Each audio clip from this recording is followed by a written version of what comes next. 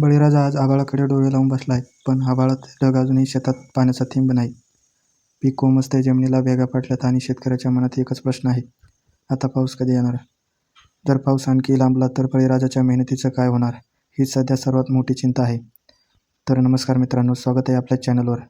या चॅनलवर आपण महाराष्ट्रातील शेतकरी, शेती, पाऊस, हवामान, गावाकडच्या घडामोडी आणि सर्वसामान्यांच्या जीवनाशी संबंधित महत्त्वाच्या बातम्या सोप्या मराठी भाषेत जाणून घेणार आहोत. त्यामुळे तुम्ही पहिल्यांदाच आपल्या चॅनलला आला असाल तर चॅनलला सबस्क्राईब करा, बेल आयकॉनला दाबायला विसरू नका. तर मित्रांनो, सध्या राज्यातील काही भागामध्ये पावसाने घेतलेली विश्रांतीमुळे शेतकऱ्यांची चिंता वाढली आहे.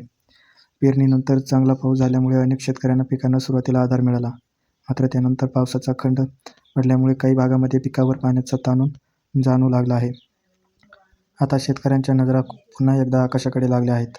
पुढील काही दिवसात पावसाची परिस्थिती कशी राहणार, पिकांवर याचा किती परिणाम होऊ शकतो आणि शेतकऱ्यांनी काय काळजी घ्यावी, चला या सगळ्या माहिती एक एक करून जाणून घेऊया. मित्रांनो, पावसाने काही दिवस श्रीमंती शेतली, पण आता सध्या अनेक शेतकरी आपल्या शेतात जाऊन पिकांची पाहणी करत आहेत.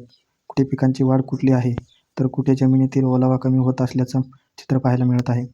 शेतकऱ्यांनी पेरणीपासून आतापर्यंत मोठा खर्च केला आहे. बियाणं, खतं, औषधं, मशागत आणि मजुरी या सगळ्यावर पैसा खर्च झाला आहे. त्यामुळे आता पाऊस लांबला तर केलेला खर्च वाया जाण्याची भीती शेतकऱ्यांना सतावत आहे. शेतकऱ्यांसाठी प्रत्येक पिकाचा टप्पा महत्त्वाचा असतो. पिकाला ज्या वेळी पाण्याची गरज असते त्याच काळात पाऊस कमी झाला तर उत्पादनावर परिणाम होण्याची शक्यता असते.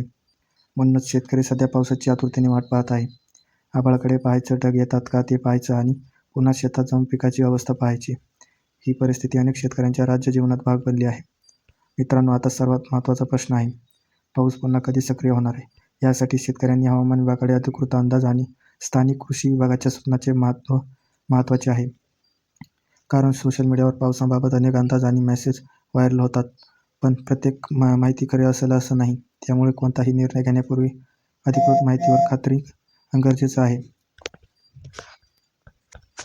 मित्रांनो, तुम्ही आता कमेंटमध्ये नक्की सांगा, तुमच्या गावात सध्या पाऊस कसा आहे? पाऊस चांगला आहे की नाही? अजून पावसाची प्रतीक्षा आहे? तुमच्या गावाचं नाव कमेंट लिहा आणि अशाच शेतकरी व ग्रामीण भागातील बातम्यांसाठी आपल्या चॅनलला सबस्क्राईब करायला विसरू नका.